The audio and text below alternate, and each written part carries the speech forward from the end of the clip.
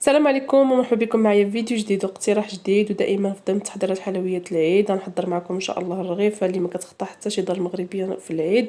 الرغيفه ديال العيد اللي كتجي رائعه مورقه مقرمشه، شاربه العسل وكتبقى مده طويله شاربه العسل، اللي رائعه بالفعل كتستحق التجربه وبمكونات اللي بساطين في متناول الجميع. هنا كما كتشوفوا هنا قطعت معكم وحيده باش تشوفوا الشكل ديالها كي كيجي داير من الداخل، وكتجي مشربه العسل عفوا ومقرمشه وطيبه حتى من الداخل. صراحه رائعه جدا. كنتمنى ان شاء الله الفيديو ديالي ينال الاستحسان ديالكم. وكالعاده قبل ما نبداو الفيديو ديالنا دائما الصلاه والسلام على الحبيب، اللهم صل وسلم وبارك على سيدنا محمد وعلى اله وصحبه اجمعين. ونبداو بالمكونات اللي غنحتاجو لهاد الوصفه. هنا المكونات اللي غنحتاجو لهاد الوصفه: عندي كيلو ديال الدقيق ديال الطحين رطب ديال النوعيه مزيانه ديال الحلويات. هنا عندي معلقه كبيره عامره مزيان ديال النافع اللي مطحون. عندي هنا معلقه كبيره كذلك عامره مزيان ديال القرفه. عندي 2 معالق كبار ولا 3 اما اللوز ولا جنجلان اللي كان متوفر عندكم، اللي مصهد او مطحون، يعني اللي كان متوفر. يمكن لكم اللي ما كانش متوفر تستغناو عليه، يعني هادو كاضافات فقط او كمنسمات. عندي 250 غرام ديال الزبده، 2 خمارات حمر من وزن 8 غرام، ما يعادل 16 غرام، نص كاس ديال الزهر. وعندي الحليب اللي غنحتاجو باش نعجنوا هاد الرغيفات ديالنا. هنا جبت قصعه ولا اناء ولا بول اللي كان متوفر عندكم باش اللي تعجنوا فيه. درت فيه داك كيلو ديال الطحين، درت قبيصه ديال الملحه، ودرت بديت كنضيف المكونات اللي هو النافع، القرفه. كما قلت لكم هادو كاضافات فقط، يمكن لكم تستغناو عليهم ولا اي حاجه متوفره منهم ديروها، اللي ما متوفرش تستغناو عليه. درت 2 خمارات حمر من وزن 8 غرام، ما يعادل 16 غرام. وكذلك ضفت نص كاس ديال الزهر. وهنا الزبده مارغرين اللي ذوبتها وكنضيفها على هاد المكونات، ونبدا نبسس العجين ديالي.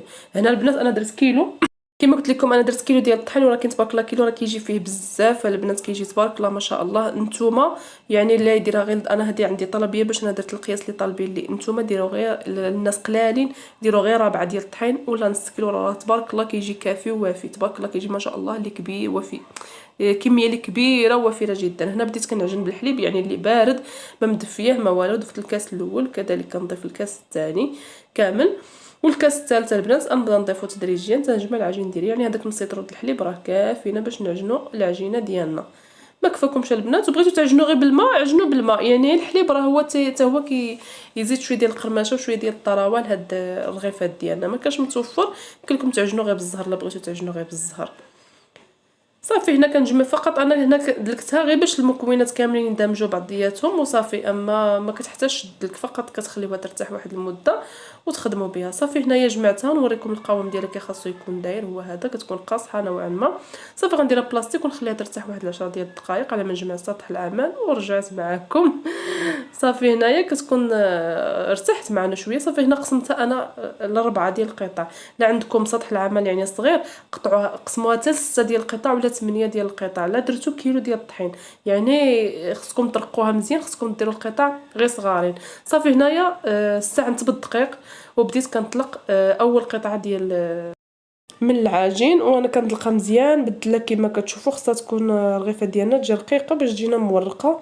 ضروري نتوما تستعنوا بالدقيق وانتوما كتطلقوا العجين ديالها. انا هنا ملي كنجي نقلبها كنرشها قليل من الدقيق على الوجه ديالها باش ما تلتصقليش في السطح ديال العمل. وانا كنطلق الرغيفه ديالي مزيان تكون رقيقه. صافي هنا من بعد ما ورقتها مزيان كنجيب معلقه كبيره د النشا وكنبدا ندهنها للوجه ديالها كامل او المايزينا باش كتعطينا داك التوريق وكتجي من الداخل مورقه مفرقه الورقه على خصها كطيب لنا مزيان في الزيت.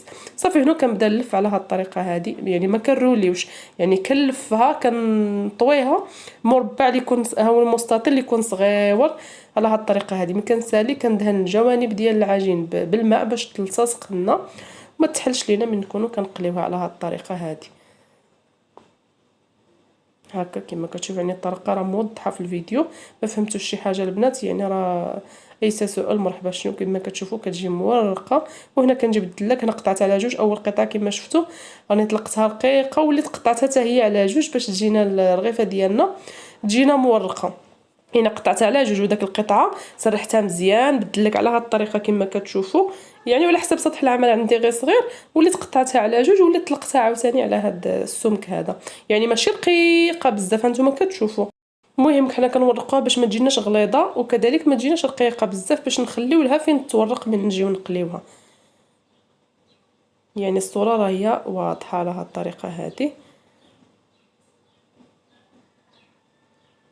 يعني تبارك الله كما قلت لكم ما شاء الله، هذه غير القطعه الاولى وراه غير النص ديالها هو هذا، وراه تبارك الله كتجي منه كميه اللي وفيره جدا. كما قلت لكم بالنسبه للناس قلال دير غير 4 ديال الدقيق ولا نص كيلو، تبارك الله راه كتجي فيه كميه اللي وفيره. صافي هنا كنديرهم بجوج باش غادي نقطعهم، وكنبدا نقطع اول وحده، والوحده الاولى بها كنبقاو البنات ناخذوا العبار باش يجيونا قياس اللي يكون متساوي. صافي اول وحده قطعتها كنبقى ناخذ بها العبار، وانا كنقطعوا السمك كما كتشوفوا هو باين على هاد الطريقه هذه باش يجيونا مقادين. صراحه كيجيو رائعين وما كياخذوش معنا وقت بزاف، كيجيو مقرمشين. وهنا راني وريتكم السمك ديالهم كي خاصو يكون داير والقياس ديالهم. صافي نكمل على هاد الطريقه هذه ان شاء الله، ونكمل الكميه اللي عندي كامله ونتلاقاو ان شاء الله من بعد باش نبغي نقليهم. هنا البنات من بعد ما كملت الكميه اللي عندي كامله كما كتشوفوا، انا وريتكم التوريقه. درت الزيت ديالي سخنات مزيان، بعد ما سخنات نقصت للنار اللي كتكون مهيله، وبداو تقليو الرغيفات ديالكم على هاد الطريقه. يعني ضروري تنقصوا النار باش ما يطيبوش من برا ويبقاو من الداخل خضرين، ضروري تنقصوا النار تكون مهيله. وضيفوا الكميه ديالكم اللي غادي تقليو وصافي، وكتبقاو هكا بالملعقه كتبقاو ترشوا بالزيت اللي طلعت لكم فوق الزيت، تبقاو ترشوها مزيان باش كتنتفخ وكتورق وكطيب لنا حتى من الداخل. يعني هاد الطريقه هاد او هاد المرحله هادي راه مهمه في نجاح الرغيفات ديالكم. يعني اي نصيحه قلتها لكم الا ومفيده باش ينجح معكم اي وصفه.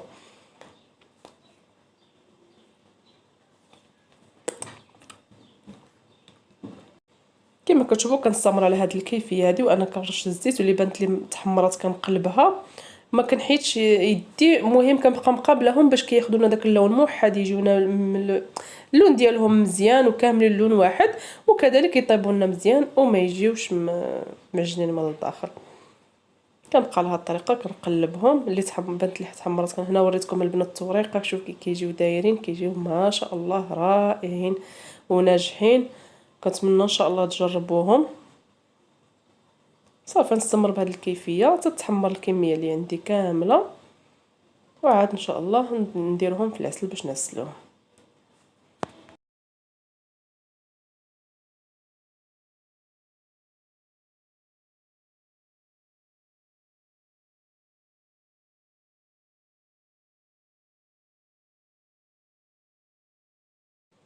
صافي هنا من بعد ما تحمروا مزيان وخداو هذا اللوين هذا المذهب كاملين، خداو داك اللون موحد، نحيدهم من الزيت ديالنا كما كتشوفوا التوريقه يا سلام. صافي كنضيفوهم في العسل ديالنا اللي راه خفيفه، خففناها البنات بشويه ديال الزهر ما تكونش ثقيله العسل. صافي ونخليهم هنايا يشربوا شويه العسل على ما نطيب المقله الثانيه. ملي كتقرب طيب المقله الثانيه ديال الرغيفه عاد كنحيدوهم من العسل، يعني بحال الطريقه ديال الشباكيه، غير هو العسل ديالنا كيكون خفيف باش ما يبقاوش تقالين بداك العسل، ما يشربوش بزاف ديال العسل. صافي هنايا نستمر ان شاء الله بنفس الطريقه تنكمل الكميه اللي عندي كامله، ما بغيتش نطول عليكم لا فيديو، ونتلاقاو ان شاء الله في الشكل النهائي. وهنا هذا هو الشكل ديالهم النهائي. صراحه قليتهم انا في الليل وحتى الصباح عاد درت معكم التقديم، قدمتهم معكم على هذا الشكل هذا.